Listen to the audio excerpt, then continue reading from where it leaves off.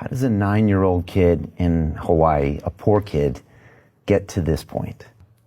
Well, I wasn't poor by most people's standards, but I came from a family with a poor attitude, if you know what I mean. Because rich, poor, middle class, poverty starts with a fundamental attitude.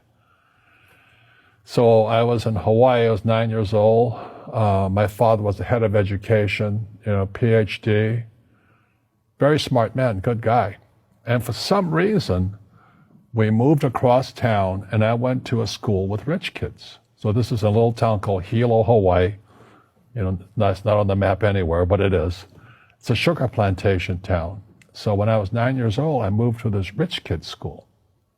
And suddenly I realized I was poor because it's relative, as Einstein, it's all relative.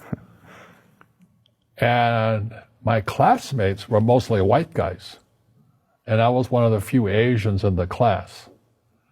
And these guys, their fathers owned the banks, they owned the plantations, they owned the car dealerships, they owned the meat packing company, they owned the ranches. And I'm going,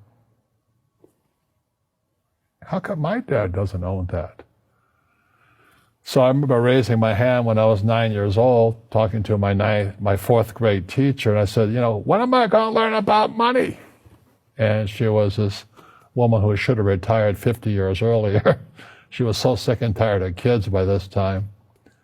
She says, the love of money is the root of all evil.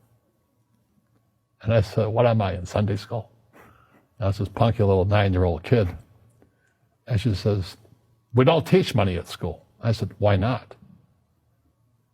And she couldn't answer me. And she got very flustered. She said, sit down, take your seat. And then I got curious. I said, why don't we learn about money? She says, go ask your father. He's my boss. So my father was the head of education, PhD, all that stuff. I go home and ask him, I said, why don't we learn about money in school?